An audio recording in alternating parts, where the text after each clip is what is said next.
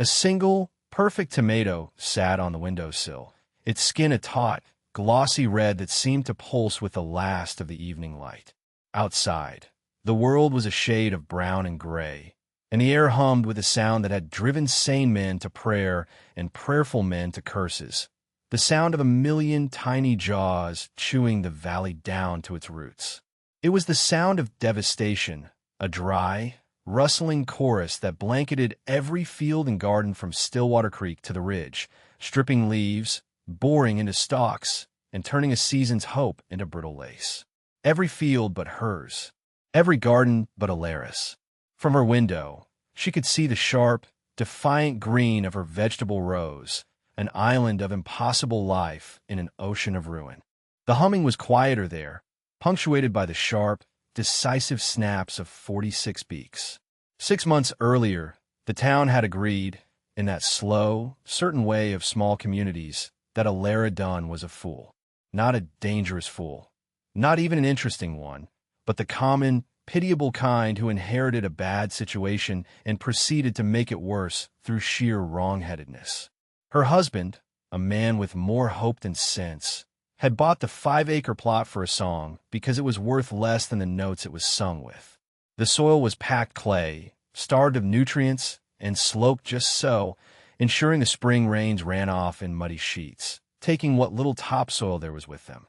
He had died trying to beat it into submission, leaving Alara with the deed, a worn-out shovel, and a coop full of the most ridiculous chickens anyone had ever seen. There were 46 of them. They were not proper egg layers like leghorns, nor were they meaty birds destined for the pot. They were a motley, scrawny collection of indeterminate breeds, all angles and attitude, that laid small, infrequent eggs and ate more than they were worth. They were, as Silas Croft of the Mercantile had so helpfully pointed out, a drain. A woman alone has enough burdens, Alara, he'd said, his voice dripping with the sort of concern that cost the listener dearly. He leaned against her porch rail, a man whose softness was a measure of his success. You sell me that flock for a fair price, and I'll see they go to a good stew pot. You'd save on feed, and that's the arithmetic that matters out here.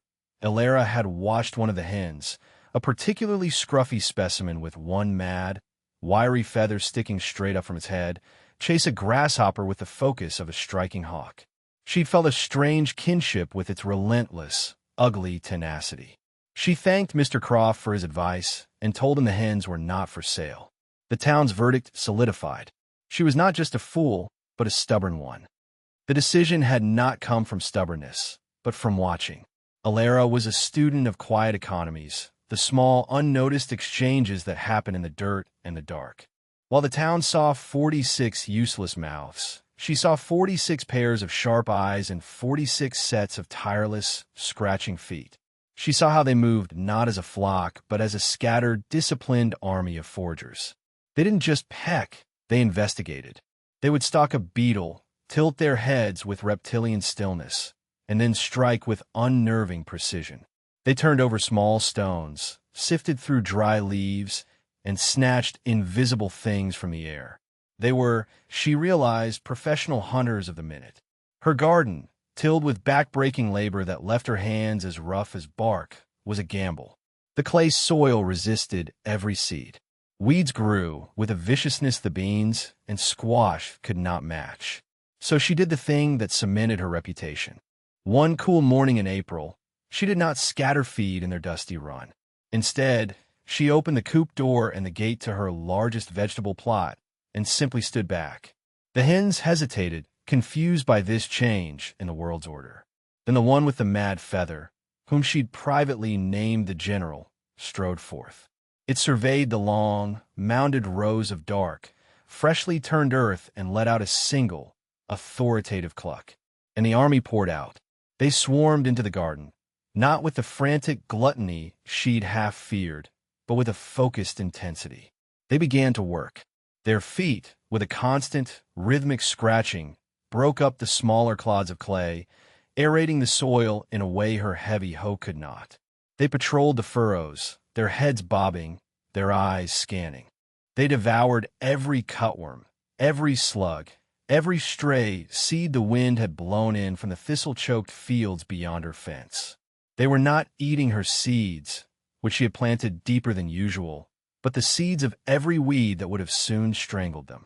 The news traveled through town on waves of disbelief and ridicule. Heard Alara Dunn's plowing with chickens now. Someone joked at the mercantile.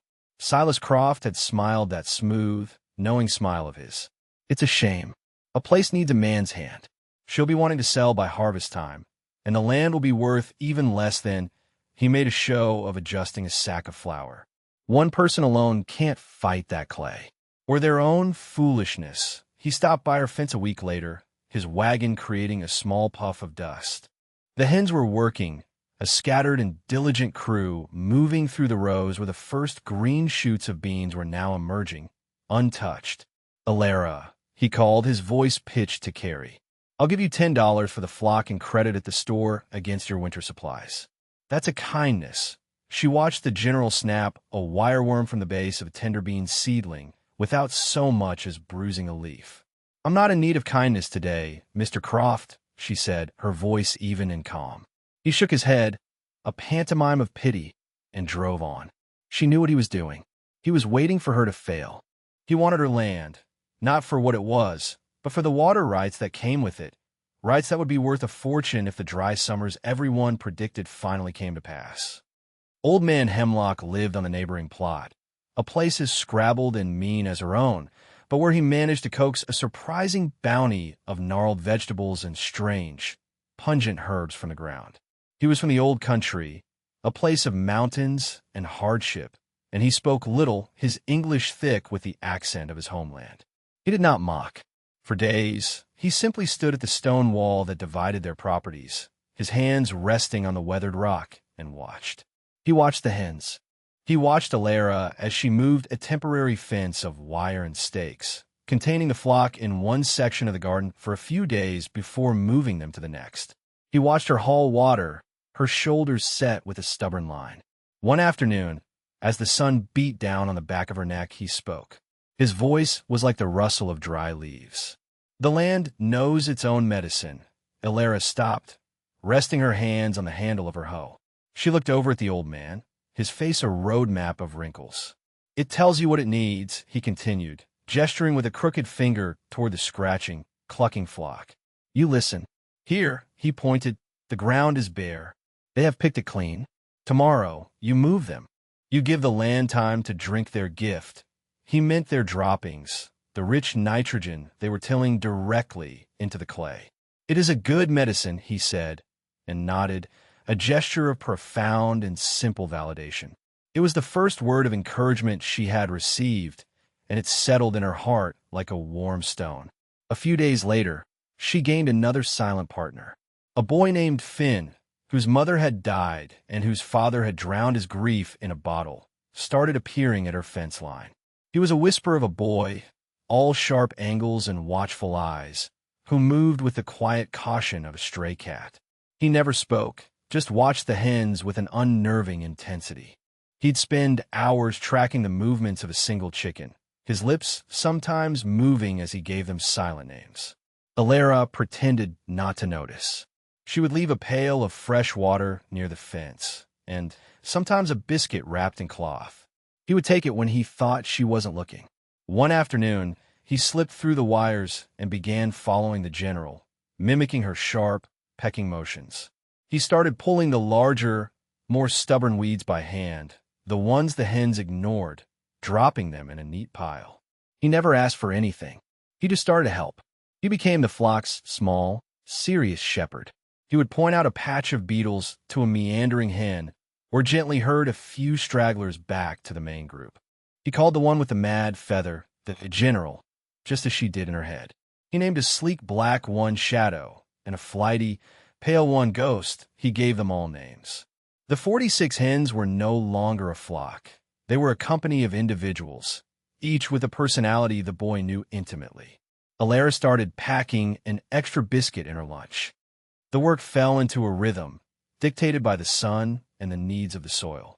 Each morning before the heat settled, Alara and Finn would move the light fence, enclosing a new section of the garden for the hens to work. The birds, knowing the routine, would surge into the fresh territory with an eagerness that was almost comical, a flurry of feathered industry. The arithmetic of their labor was simple and profound. 46 hens, scratching for 8 hours a day, were 46 tiny, living tillers. They broke the crust of the clay, allowing the infrequent rains to soak in rather than run off. Their droppings, rich and potent, were mixed directly into the top few inches of soil, a constant, gentle feeding. What had been pale, dead-looking dirt began to darken and soften, taking on the rich, loamy smell of true earth. The change was slow, a secret told in handfuls of soil. Alara would crumble it between her fingers, feeling the new life in it, the fine, moist texture that held water instead of shedding it. She kept the secret like a coal banked low under ash, shielding it from the wind of the town's opinion. She knew it is easier for people to believe a thing is rotten than to admit they were wrong to mock it. The plants that sprouted in the hen's wake were different. They were not the spindly, pale green shoots of her previous attempts. These were robust, with thick stems and deep, vibrant leaves. They grew with a startling vigor, as if drawing strength from a hidden wellspring. The beans climbed their poles with aggressive speed. The squash vines unspooled across the ground like thick, green rivers, and the tomato plants, her greatest gamble, grew dense and heavy, their branches bowing with the promise of fruit. There were almost no pests. The few beetles that appeared were swiftly dispatched. The aphids never stood a chance. The garden was a closed, thriving system, a small, humming world of its own. In the evenings, sitting on her porch steps while Finn made sure every hen was safely in the coop, Alara would do the survival math. Before, the arithmetic had been about scarcity, how many jars she needed to fill to avoid starvation, how much she could sell to pay the taxes, how little she could eat to make the flour last. Now, the numbers were different. They were numbers of abundance. She counted the blossoms on the tomato plants, the swelling pods on the beans. She estimated the weight of the squash, the bushels of potatoes. The figures she wrote in her small ledger were no longer about just getting by. They were about getting ahead. A new kind of fear, sharp and unfamiliar, pricked at her. The fear of having something to lose. She saw the way Silas Croft's wagon sometimes slowed as it passed her property, saw the way his eyes scanned the impossible green of her garden. His interest was no longer feigned concern. It was the cold, calculating gaze of a predator. The payoff began in late June, when the rest of the valley's gardens were beginning to show the first signs of stress from the dry heat. The leaves on their corn were curling, and the beans looked thirsty. But Alara's plot remained a jewel of emerald and jade. Her first harvest was small, a basket of summer squash and another of green beans, but the vegetables themselves were flawless. The squash had a tender, glossy skin, and the beans snapped with a clean, crisp sound that spoke of abundant water and rich soil. She took them to the city, bypassing the local mercantile, and sold them directly to a small grocer who paid her a fair price without a word, his approval evident only in the careful way he handled the produce.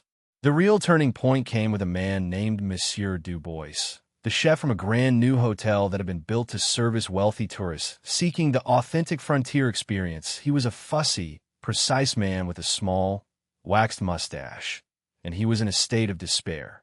His usual suppliers were providing him with woody carrots and bitter lettuces.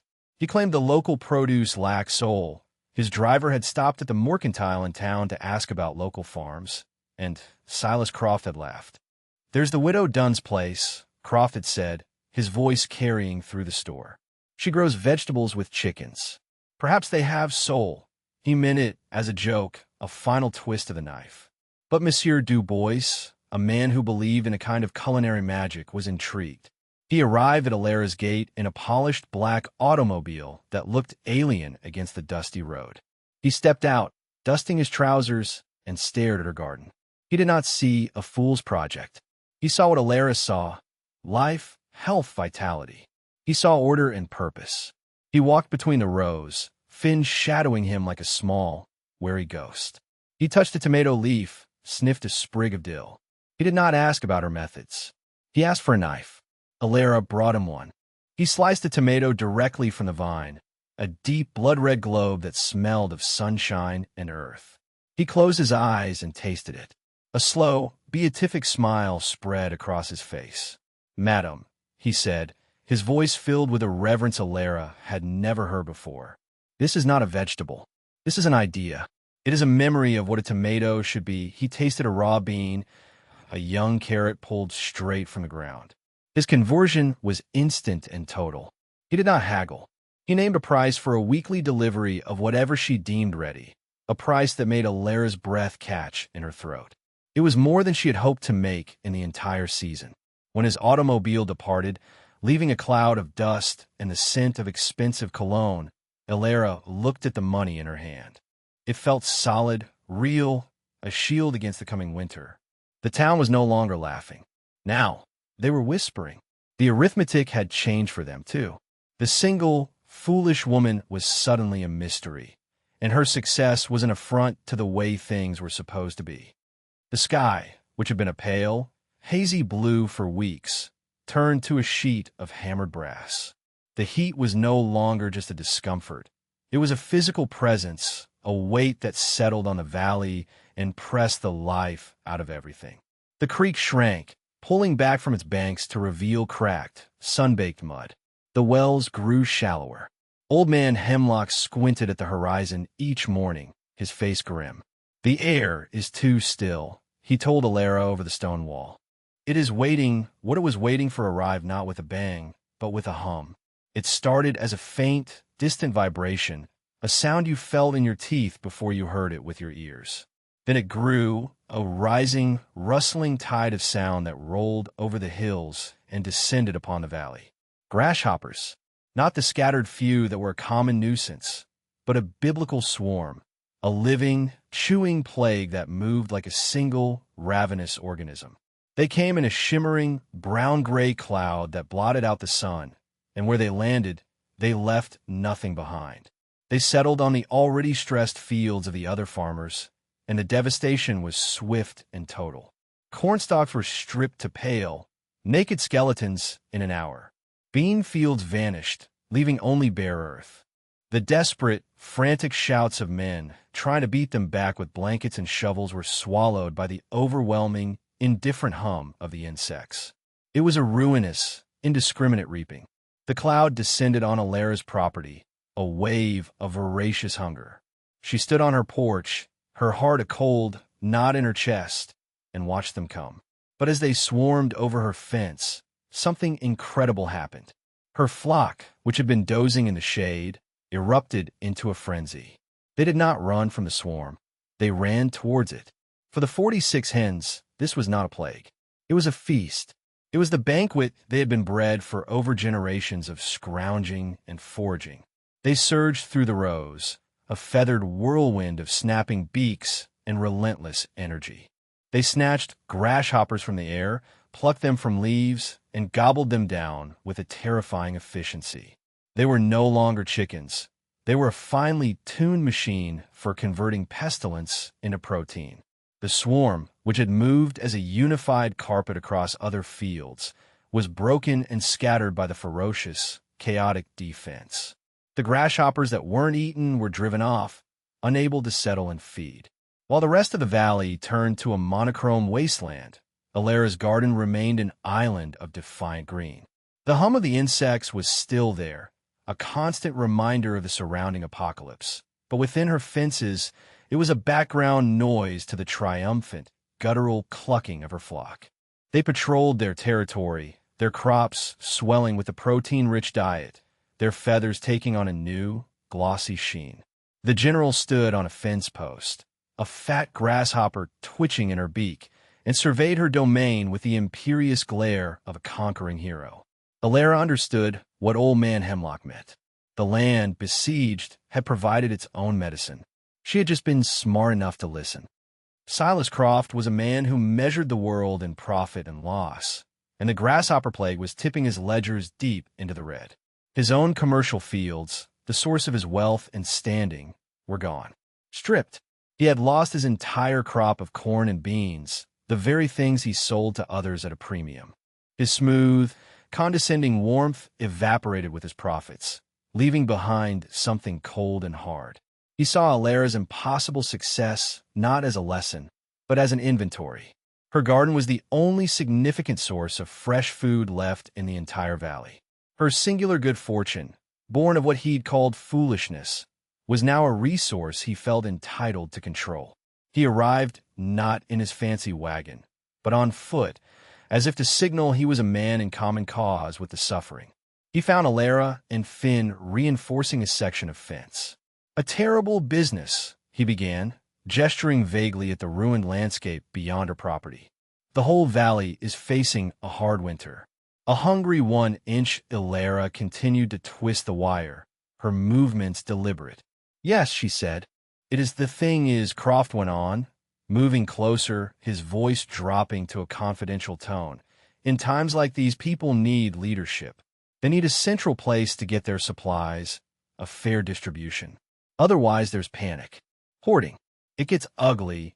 He was no longer looking at her as a pitiable woman, but as an obstacle. "Your garden, it's a miracle, Alara. But a woman alone, you can't possibly manage the harvest and the selling. The people will swarm you. It will be chaos." He paused, letting the threat hang in the air. "I want to help. I'll buy your entire harvest. Everything. I'll give you a flat price for it all right now." Cash, he named a figure. It sounded like a lot of money, but Alara, who had spent months doing her quiet arithmetic, knew instantly what it was. It was a fraction of what the produce was now worth. He would pay her that pittance, and then he would sell her own food back to her hungry neighbors at 10 times the price. He was not offering to help the town. He was offering to hold it for ransom. "This is a civic duty," he pressed, mistaking her silence for consideration. "It's the only sensible way." "Sensible for whom, Mr. Croft?" she asked, her voice quiet but clear as a bell. His eyes narrowed. The mask of the concerned citizen slipped. "Don't be a fool, Alara. You have a chance to walk away from this with a profit. Don't imagine you can handle this alone. The town won't stand for one person holding all the cards." It was a threat, plain and simple. He saw her garden as his, and her labor as a commodity he had a right to. She looked past him, to the rows of green, to the fat, contented hens, to the small, determined boy who stood by her side. She thought of Old Man Hemlock's quiet nod of approval. She was not one person alone. The choice, when it came, felt less like a decision and more like a simple statement of fact.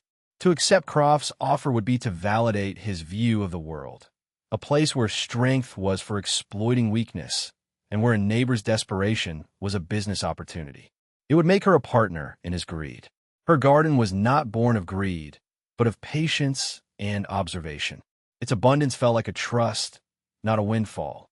The next morning, a woman named Martha, who had been one of the loudest voices in the chorus of mockery against Alara, appeared at the gate. Her face was gaunt with worry, her pride stripped away by the sight of her children's hungry faces. She clutched a small, worn coin purse in her hand and could not meet Alara's eyes. "Mrs. Dunn," she mumbled, looking at the dust on her own shoes. My potatoes are all gone." The bugs, she couldn't finish. The shame was too great. She had once called Alara's hens rats with feathers. Now her family's dinner depended on the fool she had ridiculed. Alara looked at the woman's cracked hands, the fear in her eyes, and saw not an enemy to be punished, but a neighbor in need. The arithmetic in her head shifted again. It was no longer about profit or even her own security. It was about the cost of a community's soul. She went into the small cellar, where rows of perfect, earth-dusted potatoes were laid out, and filled a sack. She brought it back to the gate. Martha fumbled with her purse. "How much?" she whispered. "Take them," Alara said gently. "Feed your children. You can pay me what you think is fair. When you can." Martha looked up, her eyes wide with disbelief, then brimming with tears. She took the sack, her shoulders shaking, and fled without another word. That was the moment Alara refused Silas Croft. She didn't need to send him a message. He would hear of it soon enough. She walked back to the house, took a piece of board from the woodpile, and with a piece of charcoal, she wrote out a price list. Potatoes, 5 cents a pound. Beans, 10 cents a basket. Tomatoes, 3 for a penny. The prices were fair. They were not charity. She had earned her security, and she would keep it, but they were not exploitation. They were the prices of a neighbor, not a profiteer. She nailed the sign to her gatepost. When Croft heard what she had done, he was incandescent with rage. He stormed over to her fence, his face mottled in red. "You're a fool. You could have owned this town. I offered you a fortune." "I have enough," Ilara said, turning her back on him to help Finn water the squash. His impotence was a spectacle. He had no leverage. He couldn't threaten her because she held the one thing everyone needed. He couldn't outbid her because she wasn't selling to the highest bidder. He was a man whose only tool was money, standing before a problem money could not solve. He was irrelevant. The town came. At first, it was a trickle of the most desperate, like Martha, who came after dusk, their faces shadowed by shame and relief. They would press coins into Ilara's hand, take their food, and hurry away. But word of the fair prices and the quiet dignity with which Ilara treated everyone spread quickly. Soon, a steady line formed at her gate each morning, families waiting patiently with baskets and sacks. They were humbled, their earlier mockery a bitter memory they dared not voice. They saw the fat, glossy hens patrolling the rows and understood, finally, what they were looking at. They were not looking at a fool's mistake. They were looking at the architects of their salvation. The transaction became a ritual. Ilara would weigh the produce on a simple balance scale, her movements efficient and calm. Finn, now her official clerk, would collect the payment in a wooden box, his face filled with a solemn importance. They worked as a team, a silent, effective partnership. The town's respect for her grew with every sack of potatoes, every basket of beans. They had laughed at her for being a woman alone, but they saw now a strength they had never recognized. Silas Croft, seeing his power and influence wither, made one last, desperate attempt to ruin her. He began to spread rumors in town, whispering that her vegetables were tainted, that the chickens carried disease, that the ground itself was sour. "How can one patch of land survive when all others fail?" he'd ask, planting seeds of suspicion. "It ain't natural." Some people listened. Fear is a weed that grows in any soil. But his poison was undone by the child he'd never even noticed. At the mercantile, as Croft was holding court, Finn spoke up, his high, clear voice cutting through the murmurs. "How did you know Mrs. Dunn had harvested 20 baskets of potatoes yesterday, Mr. Croft?" the boy asked. "She only told me the count this morning." The store went silent. All eyes turned to Croft. His smooth face faltered, a flicker of panic in his eyes. He had been caught. He had been spying on her, counting her harvest, planning his takeover. His concern was revealed for what it was, the predatory surveillance of a thief. The lie was exposed, and with it the man. He was shamed in front of the very people he sought to control. He lost his credibility, his authority, and the last of his respect in a single, devastating moment. The final vindication arrived a week later in Monsieur Du Bois's polished black automobile. He had heard of the plague and of Ilara's miraculous island of green. He came not just to buy, but to invest. He presented her with a contract drawn up by city lawyers to be the exclusive supplier for his hotel and 2 others he was opening. It guaranteed her a price for 3 years, a price that would make her not just secure, but wealthy. It was a fortune far greater than the one Croft had offered. She signed a contract on her porch rail, using the back of Finn's shoulder as a desk. She was no longer just a survivor. She was a businesswoman, the founder of an unlikely agricultural empire built on clay, stubbornness, and 46 scrawny hens. The first autumn rains came in late September, a soft, gray drizzle that smelled of clean earth and new beginnings. The grasshopper plague, its life cycle complete, broke and vanished as quickly as it had arrived, leaving behind a scarred but healing landscape. The valley began the slow work of recovery, but it was a different place. The easy certainties had been washed away, and the hierarchy of respect had been redrawn from the ground up. Ilara's garden was still green, the late-season kale and chard thriving in the cool, damp air. The hens, plump and content, picked their way through the harvested rows, tilling in the remains of the summer plants, preparing the soil for the next season. They were the undisputed heroes of the valley, regarded with a kind of baffled awe. Children would leave them offerings of breadcrumbs on the fence posts. The general, her mad feather now looking like a Johnny Crown, had become a local legend. On a cool October afternoon, Elara stood with Finn and Old Man Hemlock by the stone wall, looking out over her land. The air was crisp, the light golden. Finn was no longer a stray, but a fixture, a boy who had found his place in the world. He was learning the arithmetic of the farm, but also the unwritten language of the land, the subtle cues of weather and soil that Elara was teaching him. He would, she knew, be a fine farmer one day. He had the quiet, watchful patience for it. Old Man Hemlock picked up a handful of soil from her side of the wall. It was dark, rich, and crumbly, teeming with invisible life. He let it run through his gnarled fingers. He looked at the hens scratching happily in the distance, at the neat rows of the winter garden, at the sturdy woman and the serious boy who stood beside him. His face, usually a mask of stoic neutrality, softened into something that looked almost like a smile. "See," he said, his voice the same quiet rustle she remembered from that first day. The land knew its own medicine. He looked directly at Elara, his eyes clear and bright. You just had to listen. The aphorism, once a cryptic piece of advice, was now a proven, fundamental truth. She had listened not to the scorn of the town or the greedy whispers of men like Croft, but to the quiet, insistent logic of the earth itself. She had trusted the small, the overlooked, the ridiculous. And in doing so, she had saved not only herself, but the community that had once cast her out. She was not a fool, or a widow, or a woman alone. She was Elara Dunn of the Dunn farm, a person of authority and quiet strength, a woman who knew the value of things others deemed worthless, and who had learned to cultivate not just a garden, but a future.